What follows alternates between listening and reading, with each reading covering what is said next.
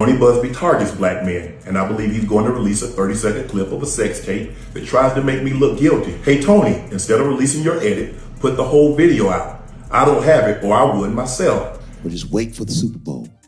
And right when they sang the national anthem, I'd have O.J. Simpson walk to the 50-yard line. This is a shakedown. I'm going to be open, transparent, and defend myself because this isn't right. Oh, Lord have mercy. If you say that one more time, I'm going to choke the shit out of you when I see you. That explosive audio clip didn't just go viral. It ripped through the internet like a grenade, igniting a firestorm across social media, press outlets, and even inside NFL circles. In mere hours, it went from jaw-dropping headline to the beating heart of a scandal threatening to destroy everything Shannon Sharpe has built. His legacy, from Hall of Fame athlete to celebrated sports analyst, is now hanging by a thread. But here's the real kicker. Hardly anyone is asking the question that matters most. Why did this lawsuit emerge with razor-sharp precision? Just days before Sharpe was rumored to ink a $100 million media deal that would have launched him into a new career stratosphere.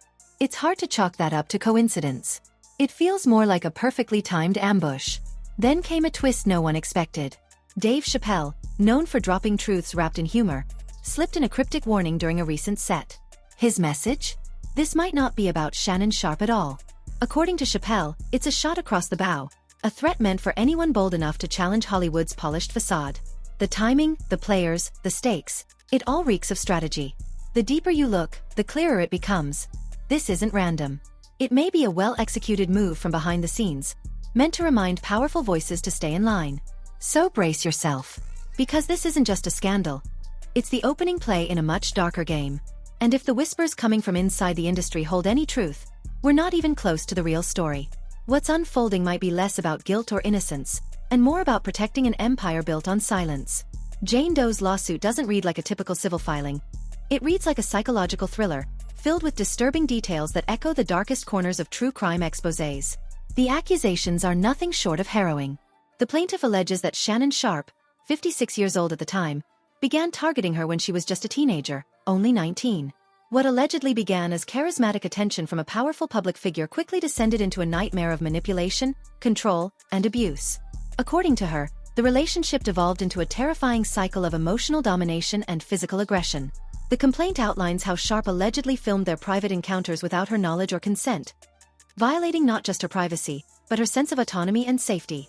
She describes repeated episodes of psychological and physical torment, painting a chilling portrait of a relationship that was never about mutual affection, but about power and exploitation. One incident in particular stands out, and it's at the heart of the public uproar.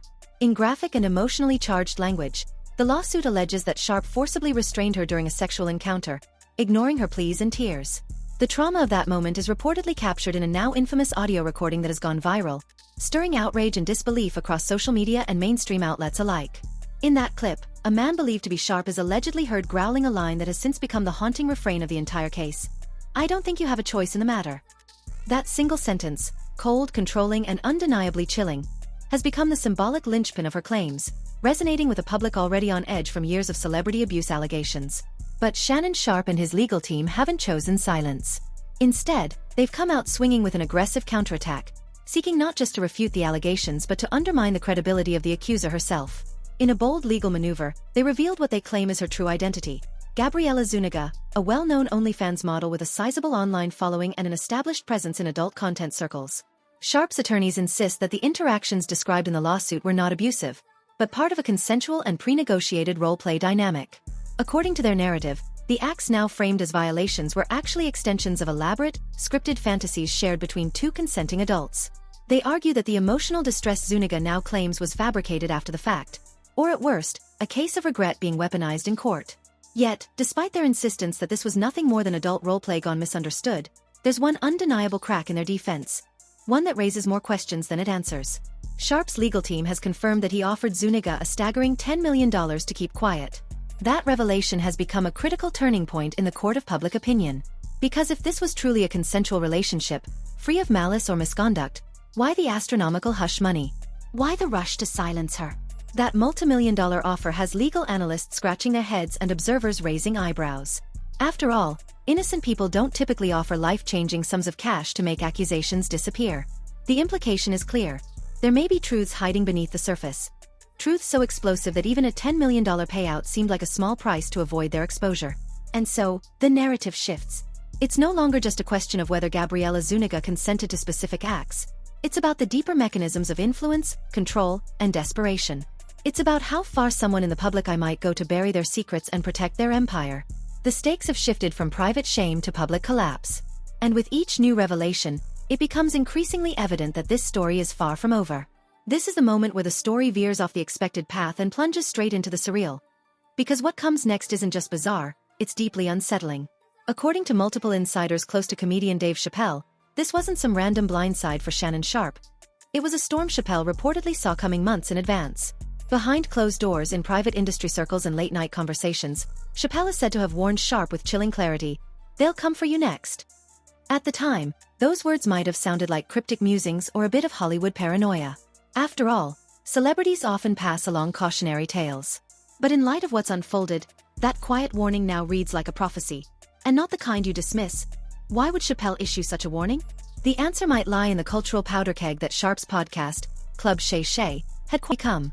What started as a relatively low-key interview platform turned into something else entirely. A stage for raw, unfiltered truth-telling. It wasn't just a celebrity hangout or sports commentary show anymore. It was a digital confessional, giving airtime to voices Hollywood had spent years trying to silence. It was a place where so-called cancelled figures came to tell their side of the story, free from the usual PR filters and media sanitization.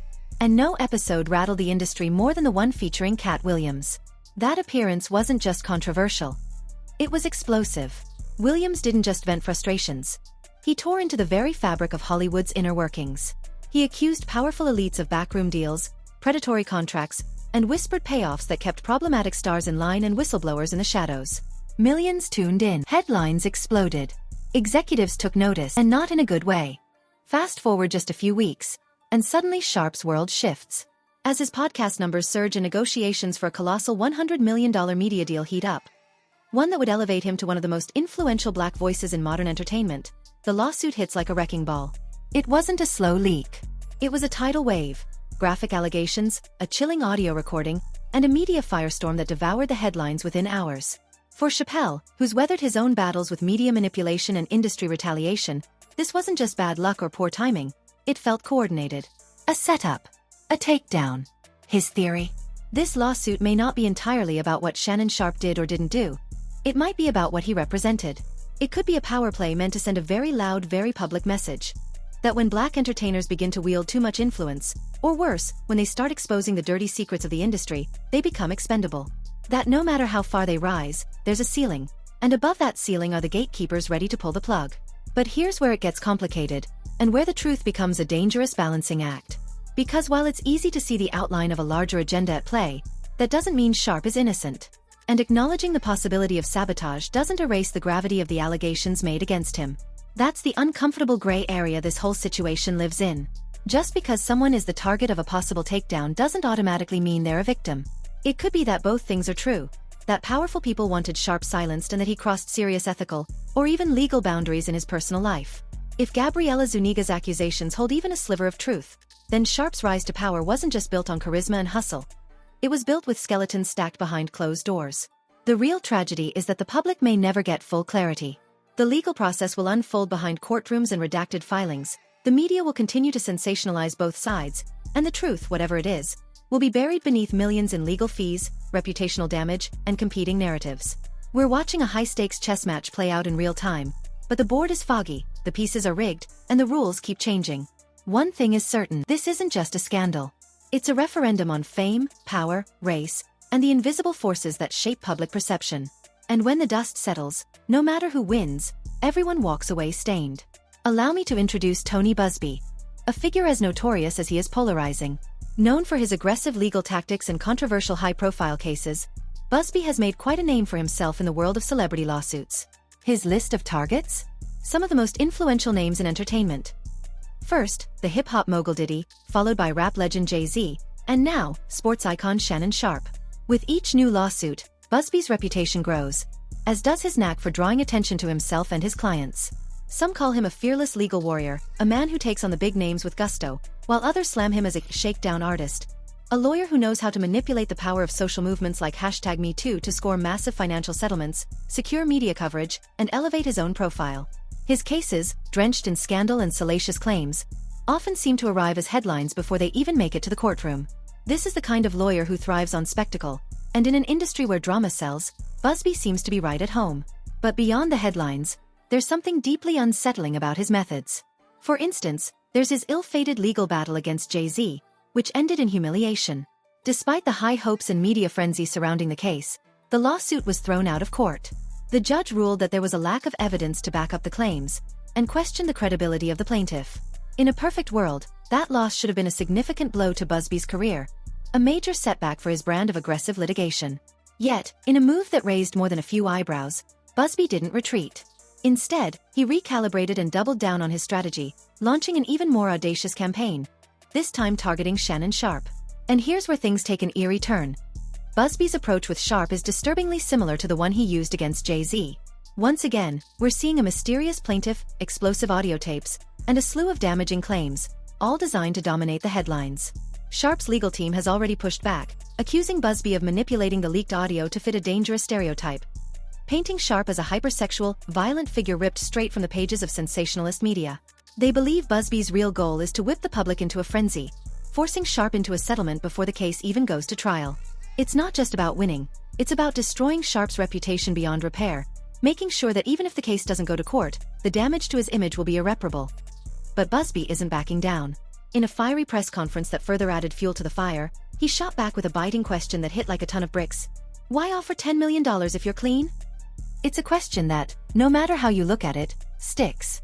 It cuts right to the heart of the matter, and while it might be easy to dismiss as a cheap shot, it raises a serious point. The offer of such an immense sum to silence someone, if Sharpe's team is to be believed, would suggest there's something more lurking beneath the surface. For Busby, the money speaks volumes. To him, it's a sign of guilt. After all, what person with nothing to hide would hand over such a sum to make a problem go away? But for Sharpe's legal team, this question is nothing but a tool of extortion. A move to paint Sharpe as guilty in the eyes of the public without ever having to prove anything in court. It's a game of psychological warfare, with the stakes raised higher than ever. So, what's really going on here? Is Sharpe hiding something dark and unexplainable? Or is this all part of a larger, more calculated attempt to ruin his name?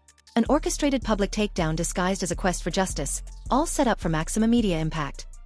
The lines between truth, motivation, and personal ambition have never been blurrier. The world is being fed a carefully crafted narrative, but the real story remains hidden behind the smoke and mirrors of this high-profile legal circus. As each side digs in and throws accusations, one thing becomes painfully clear. The truth is much harder to find than the headlines suggest. And when the dust finally settles, no one may be left standing with their reputation intact. The court of public opinion is anything but unified. On one side of the debate, critics are quick to condemn Shannon Sharpe, blasting him for what they see as an egregious lack of sexual discipline. Their primary concern? The glaring 30-year age gap between the 56-year-old Sharpe and Gabriella Zuniga, the woman accusing him of abuse. For many, the optics alone are damning.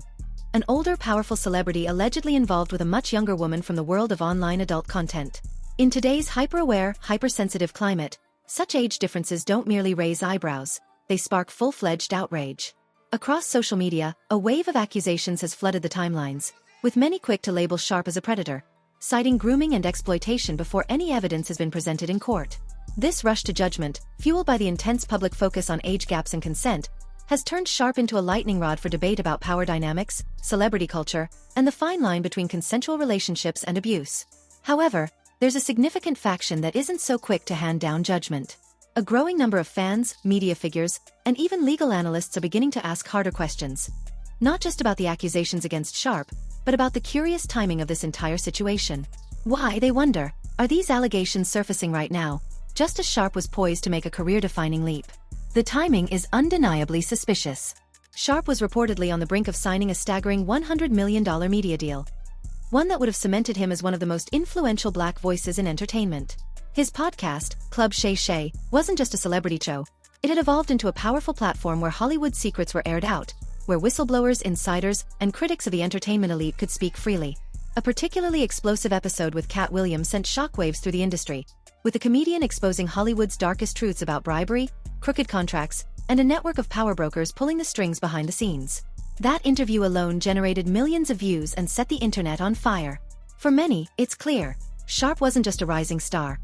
He had become a threat to some very powerful people, and suddenly, everything in his career came under attack. So let's strip away the sensational headlines and focus on the critical question.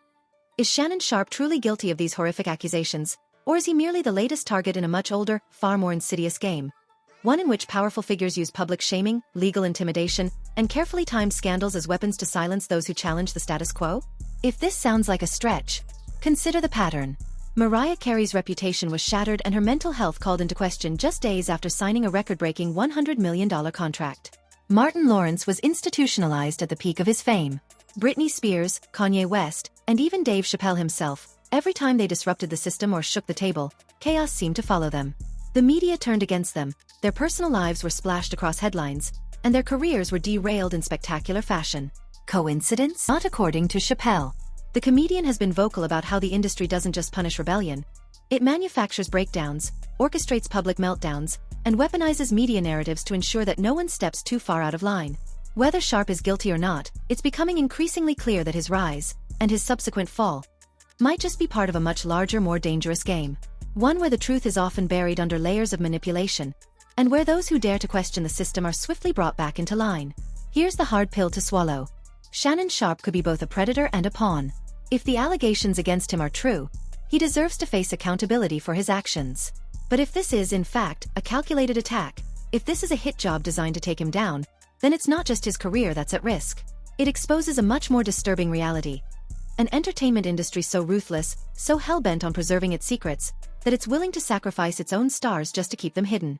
It's a system that thrives on power, control, and manipulation. And when someone threatens that, they're discarded like yesterday's news.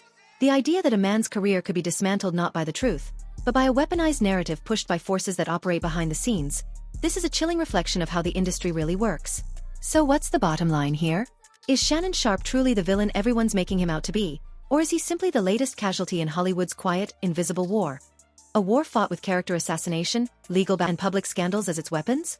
The answer is murky, complex, and likely to stay that way. But one thing's for sure, this story isn't just about Sharpe. It's about the larger forces at play, the hidden power structures, and the way the industry wields its influence to shape who gets to succeed and who gets destroyed. What do you think? Drop your thoughts in the comments. Do you think Sharpe is guilty, or is he just a pawn in a much bigger game? And if you think this story's already wild, just wait until you hear what's lurking behind Diddy's lawsuits. Tap next, but be warned. Once you see the truth behind the music industry, you might never look at it the same way again.